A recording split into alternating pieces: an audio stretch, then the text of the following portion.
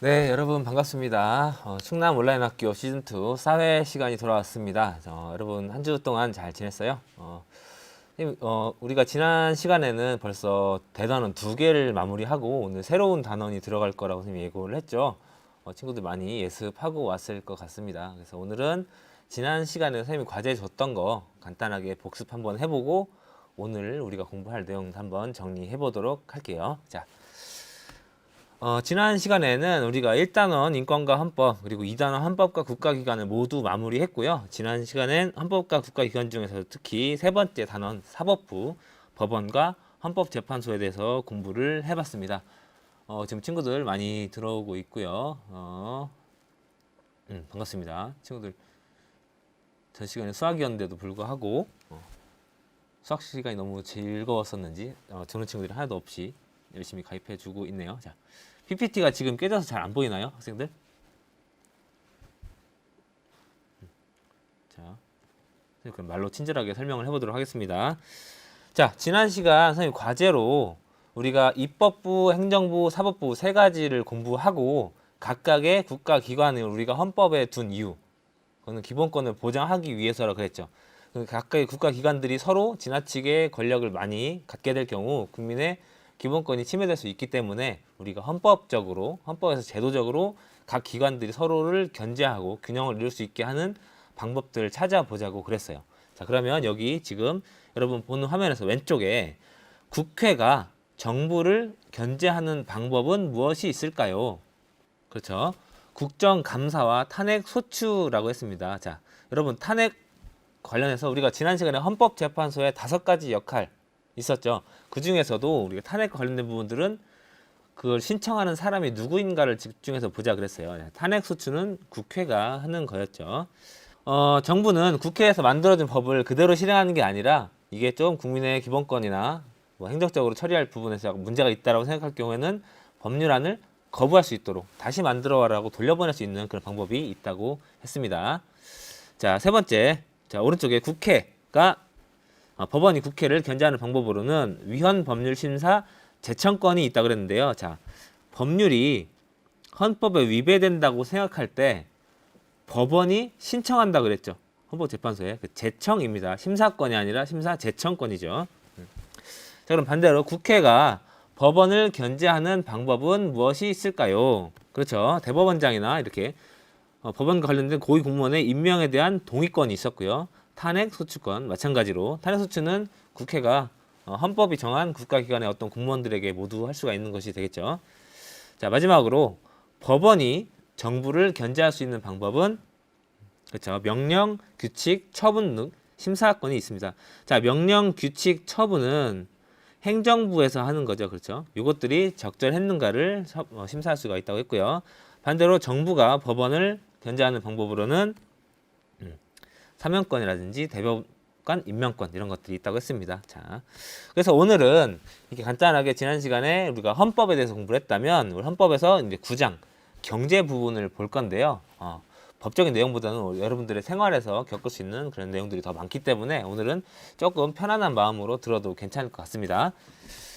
자, 오늘 학습 목표 한번 3가지로 나눠봤는데요. 첫 번째 목표는 우리가 생활에서 겪는 경제 활동을 생산, 소비, 분배 3가지 측면으로 이해할 수 있다 이고요. 두 번째로는 희소성이라는 성질 때문에 발생하는 선택의 문제를 어떻게 하면 합리적으로 해결할 수 있는지 합리적인 능력을 길러볼 수 있을 것 같고요. 세 번째로는 경제 문제를 해결하는 방식으로 우리가 알고 있는 경제 체제들을 공부해 볼 거고요. 그 체제의 특징들을 한번 공부해 보도록 할 겁니다. 자, 들어가기 전에 마찬가지로 여러분들 교과서 한번 쉬는 시간 동안 쭉 읽어봤죠? 낯선 단어에 동그라미 쳐보고 그 단어의 개념 뜻은 나중에 한번 찾아서 정리해보는 거, 그리고 에듀넷 아이디로 위두랑에서 학습 자료를 받아봐도 좋고요. 질문을 해도 좋습니다. 자, 여러분 여기 한번 볼게요. 자, 여러분 경제하면 어떤 게 떠오릅니까?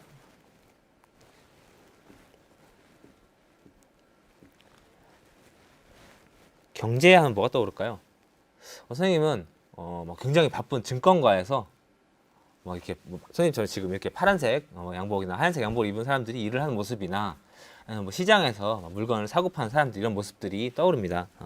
떠오르는데 우리가 경제라고 했을 때 굉장히 차갑고 효율적이고 뭐 이득을 보려고 하고 이런 부분들만 좀 생각하는 것 같은데, 자, 오늘 그 이미지가 어떻게 끝날 때 바뀔지 한번 볼게요. 자, 이 빈칸에 들어갈 말 여러분 지금 하나둘씩 써주고 있는데요. 뭐 준호 학생 굉장히 열심히 해주고 있고요. TR092 학생, 루키 학생, 친구들 잘 썼습니다. 굉장히 빨리 써주고 있습니다. 자, 경제활동이란 이런 거예요. 여러분들도 지금 경제활동을 하고 있는데, 자, 사람이 생활에 필요한 재화나 서비스를 생산하고 분배하고 소비하는 활동들을 경제활동이라고 합니다. 자, 그러면 여기 우리가 빨간색으로 쳐놓은 단어 다 처음 보는 거죠. 자, 어려운 단어는 아닙니다. 자, 생소한 단어 한번 뜻을 차근차근 파헤쳐 보도록 합시다. 자, 우리가 경제활동의 대상이 되는 것들은 재화나 서비스라고 하는데요. 재화와 서비스는 뭐가 다를까요? 재화는 영어로 굿즈라고 합니다. 굿즈. 여러분 굿즈 많이 들어봤죠? 네, 좋은 것들. 물건들이라고 하는데요. 재화. 재화가 돈일까요? 준혁 학생? 자, 재화는 우리가 경제활동에 사고 팔고 하는 대상 중에서 우리가 형태가 있는 물건으로 우리가 실제로 만져볼 수 있고 거래할 수 있는 것들을 재화라 그래요. 그런데 우리가 항상 이런 펜이라든지 분필이라든지 뭐 휴대폰이라든지 이렇게 보이는 것만 소비하지는 않잖아요. 그렇죠? 서비스라는 것도 우리가 소비를 하는데, 서비스는 우리가 눈에 보이진 않지만 인간의 활동을 통해서 얻는 것들을 서비스라 그래요.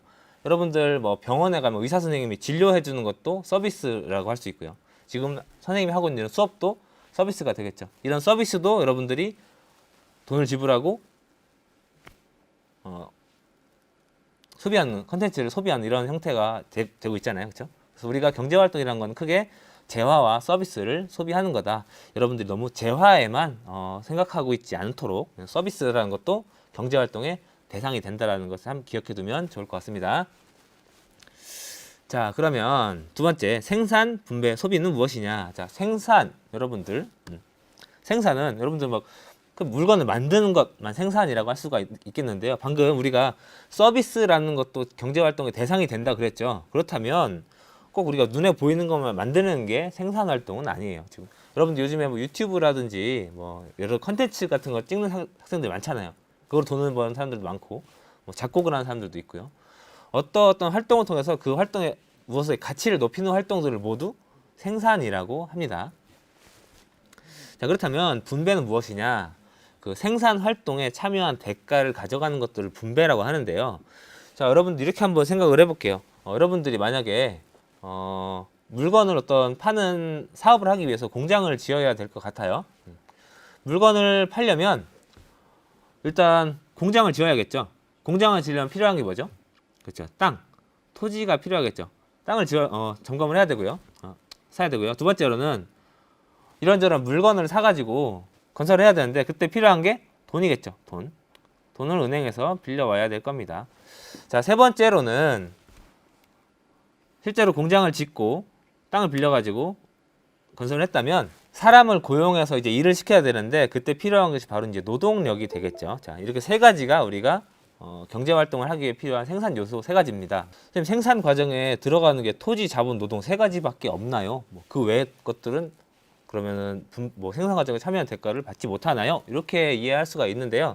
우리가 경제에서는 다른 모든 조건들을 다 동일하다고 놓고 가정하고 이제 미래를 예측하려면 우리가 생활하면서 관찰할 수 있던 모든 것들을 어떤 특정하게 몇 가지로만 간추려 놓고 다른 조건을 동일하게 해놓고 이제 봐야 될 필요가 있어요. 그래서 생산 요소를 크게 세 가지 정도로만 이렇게 압축을 하는데요. 뭐 그런 얘기도 있어요. 경제에 대한 농담으로 예전에 뭐 그런 얘기 했어요. 무인도에 뭐 물리학자랑 화학자랑 뭐 경제학자가 이렇게 표류를 했는데, 한참 배가 고파서 이제 뭐 먹을 게 필요했었는데 뭐 통조림 같은 게 있었대요. 이제 통조림 같은 걸 이제 어떻게 딸까를 고민하다가 물리학자는 뭐 이거를 나무 위에서 떨어뜨려 가지고 낙하시켜서 따야 된다. 그렇게 하고 나눠 먹자, 이렇게 한 사람이 있었고요. 화학자 같은 경우는 이걸 밑에서 어떻게 끓여가지고 온도를 높여서 캔이 따기 좋은 최적의 온도를 만들자, 뭐 이렇게 얘기하는 사람도 있었는데, 경제학자가 딱 보고 무슨 얘기했냐면, 자, 여기 통조림 따개가 있다고 가정하자. 자, 그때 우리가 어떻게 나눌까? 이렇게 뭐 얘기할 정도로 경제는 어떤 가정의 학문이라고도 할 수가 있습니다. 좀 얘기가 좀 길어졌는데, 자, 세 번째 소비라는 건 뭐냐면요, 여러분들 재화와 서비스를 구입해서 사용하는 활동들을 우리가 모두 소비라고 합니다. 자, 그러면 지금 우리가 경제 활동의 의미에 대해서 간단하게 알아봤고요. 문제를 한번 점검해 보도록 하겠습니다. 자, 중간 점검입니다. 자, 충남이가 충북이의 중고차를 구매하려고 중고차 딜러인 세종이를 찾아갔대요. 이제 충남이와 세종이 사이에서 일어나는 경제 활동은 생산인가 소비인가? 그리고 이들의 경제 활동 대상은 무엇일까? 자, 한번 여러분들 맞춰보도록 할게요.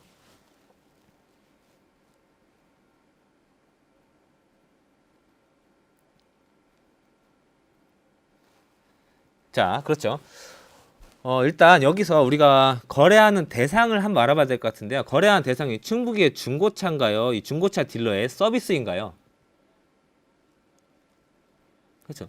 충남이와 세종이 사이에서 거래되는 것은 이 세종이가 중고차 딜러라고 그랬죠. 중고차를 알선해주는 그런 서비스를 지금 경제활동의 대상으로 하고 있는 겁니다. 충북의 중고차가 대상이 아니라 이 서비스가 대상인 거죠. 자, 이거는 충남이 입장에서는 소비인 것이고요. 중고차 딜러인 세종 입장에서는 생산이 되겠죠, 여러분들. 자, 다음으로 가보겠습니다. 자, 경제활동의 그럼 대상을 우리가 알아봤다면 경제활동은 누가 하는가를 좀 알아볼 필요가 있을 것 같은데요. 경제활동의 주체는 크게 이렇게 가게, 기업, 정부, 그리고 해외 부문까지 이렇게 네 가지로 좀 나눠볼 수가 있을 것 같습니다. 지금 굉장히 준호 학생 열심히 참여해주고 있습니다. 준호 학생 글을 참고해서 여러분들 따라와 보도록 할게요. 자, 빈칸에 들어갈 것은, 자, 빨간색은 선생님 지금 빨간색 화살표로 해놓은 것들은 돈, 화폐가 이동하는 것이고요. 파란색 화살표는 우리가 앞에 말했던 재화, 물건이나 서비스가 이동하는 것들이라고 합니다. 자, 그러면 가게에서 기업으로 왔다 갔다 하는 것들을 볼게요. 자, 가게에서는 기업에 노동과 토지와 자본을 제공을 하고요. 기업은 이것을 빌려다가 생산활동하는 대가로 임금과 지대와 이자를 지불합니다. 그렇죠. 다음으로 가게와 정부 사이에서 거래되는 것들을 본다면, 가게는 정부에 세금이라는 걸 내죠. 그리고 정부는 공공재를 가게에다가 지불합니다. 자, 여기서 공공재 무엇일까요? 공공재. 모두를 위해 사용하는 것들. 예를 들면 정부가 제공하는 것이니까 치안, 서비스라든지요. 여러분들 복지와 관련된 모든 그런 것들이 정부가 제공하는 공공재가 되겠죠. 다음, 기업과 정부 사이에서도 마찬가지로 세금, 공공재가 이제 거래가 됩니다. 자, 우리가 왜 경제활동 주체를 이렇게 나눠봤냐면요. 여러분들은 우리가 일상생활에서 편의점에 들어가서 마트 사서 물건을 사고 팔 때 아무 생각을 하지 않지만, 개인이 물건을 사고 팔 때 굉장히 생각하는 것들을 볼 때는 가게와 기업의 활동이라고 볼 수가 있는데요. 그 한 나라 안에 전체의 경제 규모를 따져보기 위해서는 가게도 따져봐야 되고 기업도 따져봐야 되고 정부까지 포함시켜서 우리가 그 나라 안에 전체 경제 규모를 고려할 수가 있겠죠. 이걸 통해서 우리나라가 지금 얼마큼 경제가 성장했는지, 아니면 경제 위기인지, 그에 맞게 정부는 어떤 정책을 펼쳐야 되는지가 주체별로 내다볼 수 있는 필요성이고요. 그 외에 이제 해외 부문, 요즘에는 이제 다른 나라와 거래가 많아졌기 때문에 해외 부문까지 고려해서 우리가 경제 활동을 예측하고 해야 되겠죠. 도니 학생 오랜만에 들어왔습니다. 자, 살아있나? 자, 여러분들 지금 약간 좀 어려운 내용이 아직 시작 안 했습니다. 정신 바짝 차리고 따라오기 바랍니다. 다음. 자, 그러면 우리가 이런 경제 활동을 할 때는 합리적으로 선택을 할 필요가 있을 것 같은데요. 자, 합리적인 선택. 여기 굉장히 중요한 페이지입니다. 여러분들 필기 좀 잘 해주기 바라고요. 자, 우리는 왜 항상 경제 활동할 때 선택의 문제에 직면하게 됩니다. 왜 선택을 하게 되냐? 인간의 욕구는 무한한데 비해서 상대적으로 자원의 양이 제한되어 있기 때문에 우리는 항상 합리적으로 선택을 해야 돼요. 자, 여기서 들어갈 말은 그렇죠. 희소성인데요. 자, 희소하기 때문에 항상 우리는 모든 걸 다 원하는 대로 소비할 수가 없어서 선택을 해야만 합니다. 자, 이때 여러분 한번 이렇게 문제를 내볼게요. 희소한 거랑 희귀한 거는 어떤 차이가 있을까요? 희소성과 희귀성은 어떻게 다를까요?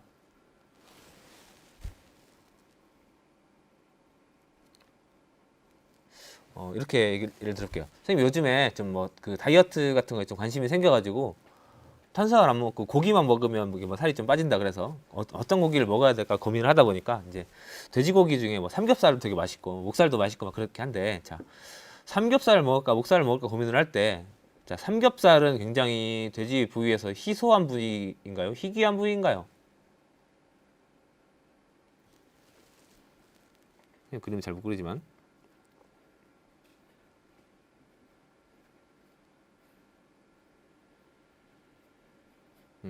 목살이 있고 삼겹살은 이 정도 부위에서 나온다고 하는데, 자, 삼겹살은 돼지 전체적인 부위를 따지고 보면 굉장히 양이 적어요.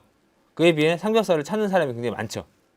근데 목살은 돼지 부위에서 그 양은 많지만 상대적으로 삼겹살에 비해서 찾는 사람이 적기 때문에 어떤 게 더 비싼가요?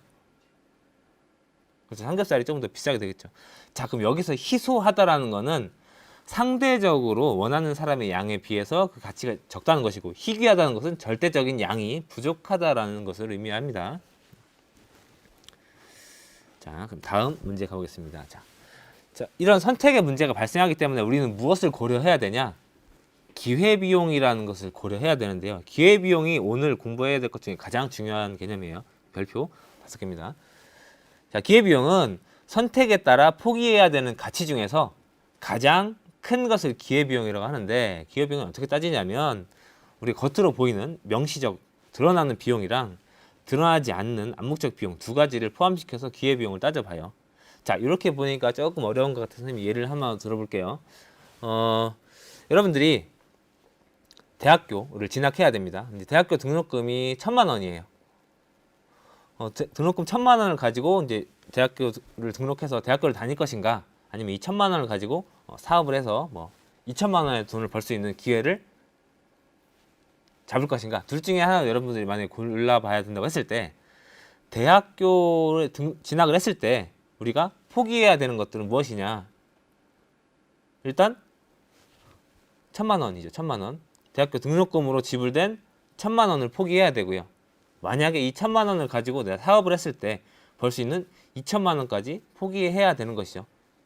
여기서 말한 등록금 1,000만 원은 명시적으로 드러나는 비용이고, 드러나지 않은 아까 그 벌 수 있었던 기회 2,000만 원은 암묵적인 비용이 되겠죠. 자, 근데 여기서 잘 보면 포기하는 가치 중에 가장 큰 것이라 그랬어요. 여러분들이 아까 그 1,000만 원을 가지고 사업을 했을 때 2,000만 원까지 벌 수가 있었는데, 뭐 2,000만 원을 가지고 뭐 예를 들면 다른 방식으로 투자를 할 수도 있겠죠. 근데 그걸로 벌 수 있는 돈이 뭐 500만 원이 될 수도 있고 1,200만 원이 될 수도 있는데, 그 1,000만 원을 가지고 투자할 수 있는 가장 큰 돈이 2,000만 원이기 때문에 포기해야 되는 것 중에 가장 큰 최고의 가치를 우리가 기회비용이라고 합니다. 이 기회비용에 대한 얘기는 우리가 잠시 뒤에 이제 문제를 풀어보면서 한번 다시 점검해 보도록 하겠습니다. 자, 그렇기 때문에 우리는 이제 합리적인 선택을 해야 되는데, 자, 여러분들 물건을 사고 팔 때 이제 요즘에 뭐 가성비라는 얘기를 많이 하죠. 여러분은 가격이 똑같다면 어떤 선택을 합니까? A라는 핸드폰이랑 B라는 핸드폰이랑 값이 똑같아요. 그럴 때 여러분들은 똑같은 비용을 가지고 만약에 똑같은 비용을 지불한다면 최고의 만족을 느끼는 선택을 할 것이고요. 만약에 두 개 만족도가 똑같다고 치면 가장 적은 비용으로 그 선택을 하겠죠. 그게 바로 합리적인 선택이라고 할 수가 있겠습니다. 이때 참고로 여러분들 여기 밑에 표시를 하나 해두세요. 합리적인 선택을 할 때 우리가 고려해야 되는 것 중에 하나가 이제 매몰 비용이라는 개념인데요. 매몰, 파묻혀 버렸다는 얘기죠. 자, 매몰 비용은 합리적인 선택을 할 때 이미 우리가 지불해 버려 가지고 회수가 불가능한 돈, 즉 다시 거둬들일 수 없는 돈을 매몰 비용이라고 하는데요. 매몰 비용은 우리가 선택을 할 때 고려해야 될까요? 고려하지 말아야 될까요?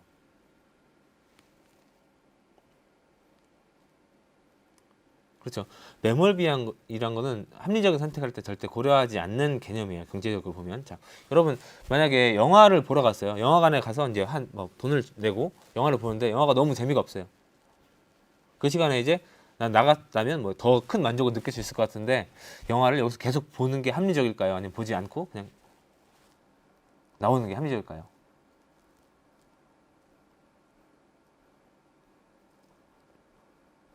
자, 영화를 보지 않고 나오는 게 합리적입니다. 왜냐하면 지금 매몰 비용 이미 지불해버린 돈은 내가 지금 이 선택하는 상황에서 영화를 볼지 않아야 될지 선택하는 상황에서는 더 이상 회수가 불가능하기 때문에 따져볼 필요가 없는 얘기예요. 뭐 더 쉽게 얘기하면 이런 것도 있죠. 뭐 도박이나 주식. 뭐 도박하는 친구들은 없겠지만, 자, 이미 주식이나 도박 같은 경우는 이미 돈이 들어간 돈이 아까워가지고 한 판만 더 해볼까? 다음엔 더 크게 뭐 벌 수 있을 것 같지 않을까? 그래서 여러분들은 지나간 과거를 계속 연연하면서 다음 선택에 반영한단 말이에요. 그렇지만 그건 과거의 자신의 선택에 대해서 뭐 잘못됐으면 인정하는 꼴이기 때문에 여러분들이 좀 매몰 비용을 자꾸 생각하려는 그런 비합리적인 오류를 범하게 되는데, 매몰 비용은 합리적인 선택에서는 절대 고려하지 않는 개념으로 보는 게 좋을 것 같습니다. 선생님 어릴 때 뭐 그런 유명한 일화가 생각이 나요. 그 땡땡 마블이라는 거 알죠? 뭐 돈 그 지구를 돌면서 땅을 사고 하는 거에서 원하는 곳으로 막 갈 수 있는 그런 콩코드 여객기 그런 게 있었어요. 콩코드 여객기 같은 걸 보면 이 콩코드라는 게 사실 그 당시에 처음 나왔을 때 일반적인 뭐 마하 2.1의 속도로 달릴 수 있다 그래서 보통 여객기가 뭐 700, 800km인데 그것보다 한 3배 이상 빠른 그런 속도였단 말이에요. 개발하는 비용이 엄청나게 들어요. 그리고 뭐 그 한 번에 탈 수 있는 승객도 일반 여객기에 비해서 적고, 그래서 이게 뭐 독일, 프랑스, 뭐 미국 이런 나라에서 이제 개발했었는데, 미국은 이걸 개발하다가 돈이 이미 많이 들어갔지만 이거는 경제적으로 나중에 뭐 수익이 안 올릴 것 같다 해서 그냥 빠졌는데, 이제 프랑스랑 뭐 독일인가요? 영국에서는 끝까지 개발했대요. 개발하고 이제 운행을 계속했는데 결국엔 나중에는 그게 뭐 손해를 보고 뭐 2000년대 초반에는 결국 이제 문을 닫게 되는 그런 상황까지 나타났었는데, 콩코드의 오류라고도 뭐 얘기를 하는 그런 개념이 매몰 비용과 관련된 개념입니다. 그렇죠. 땡땡마블 친구들 추억에 담겨 있는 것 같습니다. 잠시. 자, 그러면 지금 우리가 합리적인 선택을 해야 되는 이유, 자원의 희소성 때문이다. 그리고 자원의 희소성 때문에 우리는 선택의 문제에 직면하는데, 선택의 문제를 고려할 때는 기회비용이라는 개념을 따져봐야 된다. 이제 기회비용은 우리가 직접 지불한 비용과 지불하지 않은 비용이 있는데, 이 지불하지 않은 비용은 우리가 포기하는 것 중에 가장 큰 것들이라고 얘기했습니다. 합리적인 선택을 할 때 우리는 매몰 비용은 생각하지 않는다라고 했습니다. 자, 그러면 중간 점검 한번 더 해보겠습니다. 자, 여러분, 물은 인간의 생존에 굉장히 필수적인 재화인 반면에 다이아몬드는 인간의 생존하는 데는 크게 필수적이진 않아요. 그런데도 물보다 다이아몬드가 더 비싼 이유는 무엇일까요? 자, 친구들 지금 잠깐 다른 이야기를 하고 있는 것 같은데 문제에 집중합니다. 자,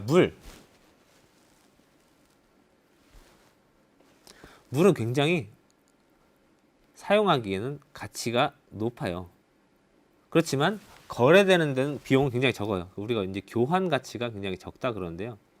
사용 가치는 높은 반면에 교환 가치는 적어요. 근데 다이아몬드는 사용 가치는 떨어지는데 교환 가치가 굉장히 높아요. 그 이유는 방금 우리가 봤던 개념을 이용해서 본다면 희소성 때문이죠. 다이아몬드를 여러 사람들이 더 많이 찾기 때문에, 희소한 재화이기 때문에 다이아몬드가 더 비싸다. 이런 것도 우리가 그 아담 스미스라는 그 경제학자가 가치의 역설이다라고 해서 이제 표현하기도 했었습니다. 자, 그러면 요 개념 문제 한번 더 풀어보도록 하겠습니다. 자, 기회비용 관련된 개념은 이제 2번 정도 정리를 해볼게요. 굉장히 중요한 건데 이게 왜 이렇게 어렵냐면 경제학자들 불러다가 이제 기회비용 관련된 문제를 막 가지고 이제 풀어보게 했었는데 이게 약간 그 상황 판단에 따라서 약간 기회비용이 달라질 수가 있거든요. 그래서 어떤 문제 같은 경우는 정답자가 한 30%밖에 안 나왔다는 뭐 그런 경우도 있는데, 간단한 문제이지만 기회비용 헷갈리기 때문에 굉장히 중요하게 한번 점검하고 넘어갈 겁니다. 자, 보세요. 문제를 보세요. 충남이가 과일을 먹을 때 그 만족도를 숫자로 만약에 우리가 표현할 수가 있다면, 각각의 만족도는 사과는 10, 딸기는 15, 수박은 20, 포도는 25다. 이때 만약에 포도를 내가 선택을 했다. 충남이가. 그랬을 때 포도를 선택했을 때의 기회비용은 얼마일까요?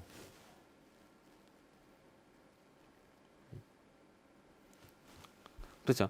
포기해야 되는 것. 사과도 포기해야 되고 딸기도 포기해야 되고 수박도 포기해야 되는데, 그 중에서 우리가 아까 얘기했죠.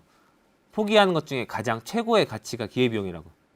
그렇다면 운유 학생 지금 열심히 참여해주고 있는데요. 자, 수박이 포도 선택에 대한 기회 비용이 되겠죠. 요거 다 더하는 거 아닙니다. 돌아가 보세요. 포기한 것 중에 가장 최선의 가치, 가장 가치가 높은 것들이 기회 비용이라고 한다 그랬죠. 조금 헷갈릴 수 있습니다. 자, 다음 문제 잘 같이 풀 수 있어요. 자, 그럼 2번 문제 한번 풀어보겠습니다. 시간당 5,000원을 버는 충남이가 10,000원을 내고 2시간 동안 영화를 보려고 합니다. 자, 이때 지금 영화를 볼까 2시간 동안 일을 할까 중에 영화를 보기로 선택을 한 겁니다. 자, 2시간 동안 영화를 봤을 때 기회 비용은 얼마일까요?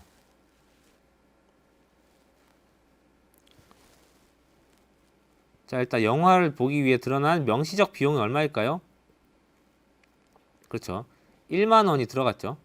10,000원을 냈습니다. 자, 근데 포기해야 되는 것 중 2시간 동안 영화를 안 보고 일을 했다면 5,000원 곱하기 2 해서 10,000원. 그러면 영화를 보는데 이 사람이 드는 기회비용은 총 2만 원이 되겠죠. 어렵지 않죠? 그렇죠. 자, 희순 학생 2만 원이요. 잘했습니다. 자, 이제 조금 어려운 문제로 넘어갑니다. 다음 문제 한번 가볼게요. 자, 충남이가 MCT 콘서트와 방탄걸스 콘서트를 갈까 지금 고민을 하고 있습니다. 근데 MCT 콘서트는 4만 원, 방탄걸스 콘서트는 5만 원이라고 합니다. 비용이. 자, 이때 방탄걸스 콘서트를 가기로 결정을 했대요. 이때 방탄걸스 콘서트를 갈 때의 기회비용은 얼마일까요?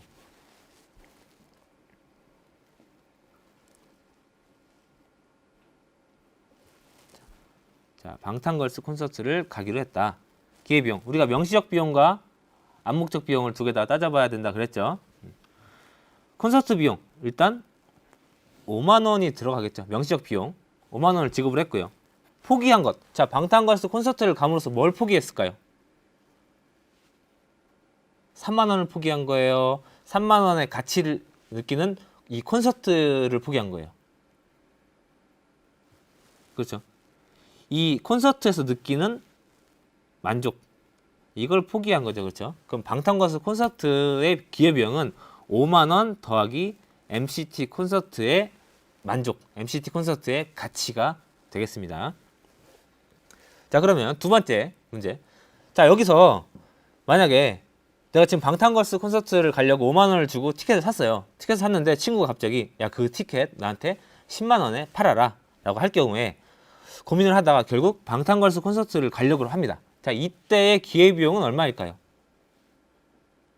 상황이 달라졌죠? 너무 헷갈리죠, 준학생? 자, 지금은 뭐와 뭐를 선택해야 되는 거예요? 콘서트를 그냥 갈까?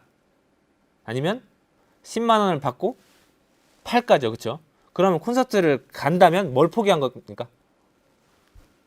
10만 원을 포기한 게 되겠죠. 그래서 이때 2번 문제의 답은 10만 원이 되겠습니다. 자, 무엇을 선택하는가를 여러분들이 잘 따져보면 됩니다. 자, 헷갈릴 필요가 전혀 없습니다. 자, 다시 가볼게요. 좀 어려운 문제야. 3번 문제. 자, 이 상황에서 10만 원에 팔려고 합니다. 이때 10만 원을 준다고 하니까 지금 약간 마음에 흔들리기 시작했어요. 그러면 내가 10만 원을 받으면서 이 콘서트를 보러 가야 되나? 아니야, 그냥 MCT 콘서트를 가야 되나? 고민하다가 그냥 에이 그래, 가기로 한 거 방탄걸스 콘서트를 그냥 가자. 요렇게 결정했을 때 이 상황에서 콘서트를 갈 때의 기회비용은 얼마일까요?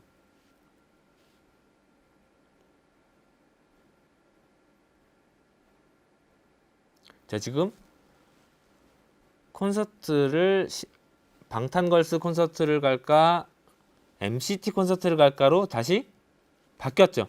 사실 문제는 1번이랑 3번이랑 똑같은데요. 2번이랑 상황만 추가됐어요. 그럼 방탄걸스 콘서트를 갈 때 우리가 포기해야 되는 것은, 그렇죠, 은유 학생 정답입니다. 이 아까 친구가 10만 원에 팔으라고 그랬잖아요. 그렇죠? 이 10만 원의 가치와 그리고 포기해야 되는 거, 요거 지금 MCT 콘서트를 안 가기로 했잖아요. 여기서 느끼는 만족, 이 가치를 포기한 것이 되겠죠. 은유 학생 잘했습니다. 자, 그러면 4번 문제, 마지막 문제입니다. 자, 방탄걸스 콘서트를 가기로 마음을 먹었는데 갑자기 친구가, 자, 우리 온라인 클래스 너무 재밌으니까 무료로 제공되는 우리 온라인 어서와 충남 방송을 보자, 이걸 보자고 했을 때 이 생방송을 보기로 결정했을 때의 기회비용은 얼마일까요? 여기서 단 콘서트 티켓은 환불이 안 된다고 가정합시다.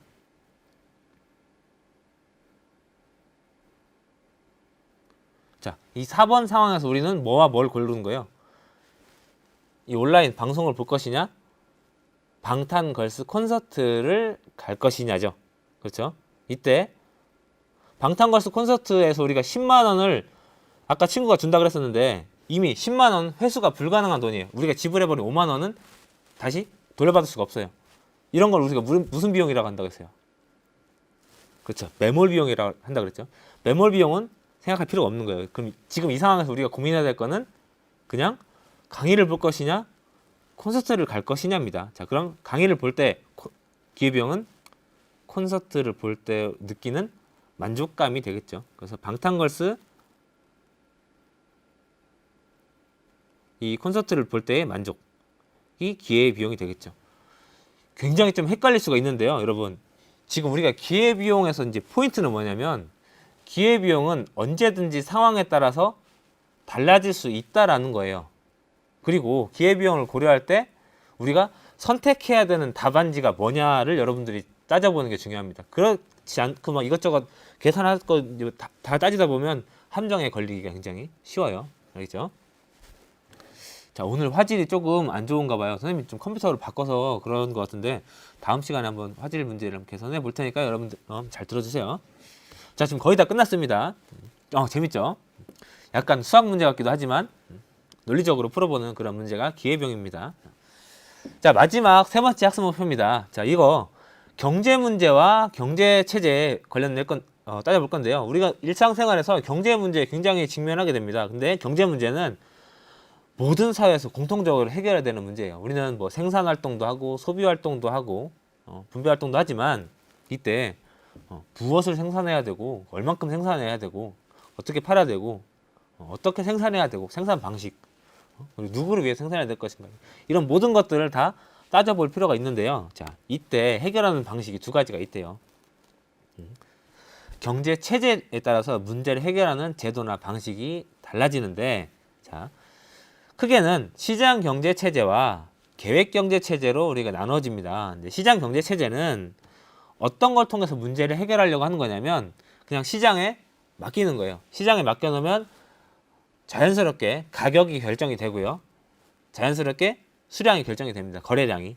그걸 통해서 시장의 가격 조절 기능을 통해서 문제를 해결하는 방식이 시장 경제 체제예요. 우리가 흔히 말하는 뭐 자본주의 사회 얘기하는 그런 해결 방식이죠. 이거는 장점은 굉장히 효율적입니다.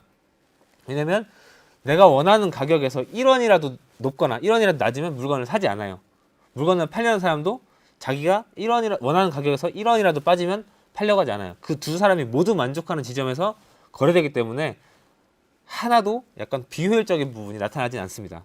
그리고 개인에게 시장의 기능에 맡겼기 때문에 다른 사람이 마음에 들게 하기 위해서 굉장히 개인은 창의적인 그런 해결책을 내놓게 되겠죠. 개인의 창의성을 높이는 데는 효율적일 수가 있으나 단점은 그러다 보니까 빈부격차가 발생할 수도 있고요. 효율성만 너무 따지다 보니 발생할 수 있는 여러 가지 이제 부작용들에 이제 직면하기도 합니다. 그래서 이제 나왔던 게 이제 두 번째 개념인데 계획 경제라고 해서요. 계획 경제는 문제를 어떻게 해결하냐면 시장에만 맡겼더니 뭐 갑질을 한다, 빈부격차가 발생한다, 부작용이 발생한다. 이것 때문에 정부가 분배 문제에 대해서 개입하지 않고 있다가 손 놓고 있다가 이제 의도적으로 개입하게 되는 그런 시스템이 되겠죠. 정부의 명령이나 계획에 의해서 시장 문제를 해결하려고 약간 적극적으로 참여하는 방식인데 장점은 굉장히 형평성에 도달할 수가 있습니다. 그리고 정부가 원하는 목표를 달성하기 굉장히 좋아요. 그렇지만 단점은 개인이 글로 하는 의욕이 좀 저하될 수가 있어요. 뭐 우리가 흔히 알 수 있는 뭐 예전에 뭐 북한 사회라든지 이런 곳에서 이제 뭐 하루에 내가 열심히 일을 하건 대충 일을 하건 정해진 일당 똑같고 그렇다면 일을 열심히 하려고 하지는 않을 수가 있겠죠. 그렇죠? 효율성은 떨어질 수가 있다라는 거죠. 그렇다면 지금 우리나라는 어떤 시스템을 채택하고 있냐? 혼합 경제 체제라고 해서 요즘에는 다 같이 요거로 넘어왔어요. 이제 시장에만 완전히 맡겨두는 것도 아니고 그렇다고 정부가 완전히 주도하는 것도 아니고 적절한 수준에서 특성이 혼합돼서 이루어지는 형체를 우리가 혼합 경제 체제라고 합니다. 자, 우리나라 헌법을 아까 선생님 잠깐 얘기했었는데요. 자, 헌법 119조를 보면 대한민국 경제 질서는 개인과 기업의 자유와 창의를 존중함을 기본으로 한다라는 게 있고요. 2항에 보면 제일 마지막 줄 보면 경제에 관한 규제와 조정을 할 수가 있다라고 이야기를 하고 있죠. 그래서 1항에서 자유경제 체제와 두 번째 계획경제 체제 두 가지를 채택하고 있습니다. 두 가지를 우리가 다 쓰고 있네요.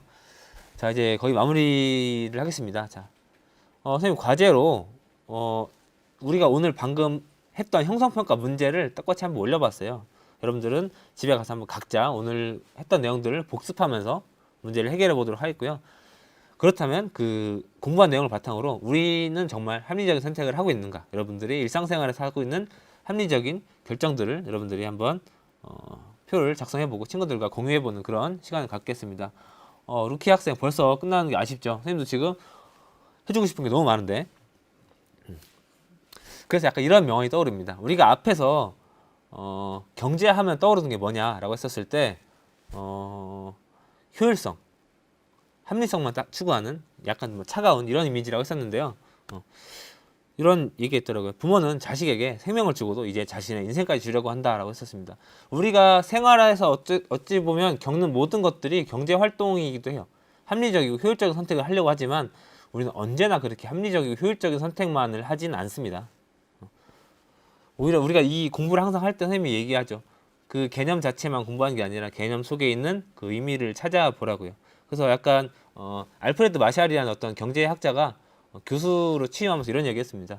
경제학자들은 차가운 머리와 뜨거운 가슴을 가지고 있어야 된다. 그래서 어떤 우리가 사회 현상을 파악할 때는 냉정하게 판단을 하지만 그 이면에는 인간의 생활에 도움이 되는 그 따뜻한 원리, 생각을 가지고 있어야 되지 않을까. 그래서 선생님도 여러분들 지금 공부하는 거 너무 힘들어 보이는데요. 좀 이렇게 조건 없이 우리가 주고받는 그 거래 관계가 아니라 정말 여러분들이 도움이 된다면 어떤 것이든지 이렇게 비합리적이라도 주고 싶은 그런 생각을 가지고 있습니다. 여러분들이 공부를 잘하든 못하든 여러분들은 우리의 미래이기 때문에 사랑을 많이 줘야 되겠죠.